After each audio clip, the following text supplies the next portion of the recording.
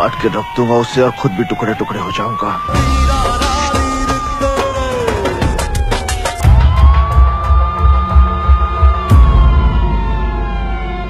थाना लेसर की हदूद में इश्तिहारी मुलजिम को साथियों समेत भारतीय अदाकार संजय दत्त और सनी देओल की असला पकड़कर एक्टिंग की वीडियो बनाना महंगा पड़ गया। कल को कोई दूसरा हमें ब्याह ले गया तो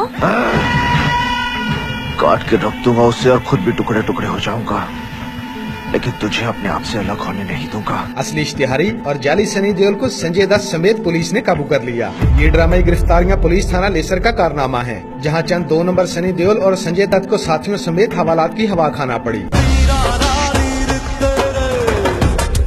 सीपीओ नारोवाल मोहम्मद काशिफ असलम की हदायत पर पुलिस थाना लेसर कला 2011 से डकैती के इश्तिहारी तलाह के ताक़ुब में थी। मौजा लेसर, जरपाल, लोहारा और बदवाल में छापे मारे गए, लेकिन कोई खातरख्वाह कामयाबी न मिली। फिर अचानक एसएचओ थाना लेसर को सोशल मीडिया पर सुराग मिला कि इश्तिहारी तलाह और साथियों को एक्टिंग का बहुत शौक है। जब इश्तिहारी तलाह का फेसबुक अकाउंट चेक किया गया तो ईद पर कुछ एक्टिंग की वीडियोस अपलोड की गई थी।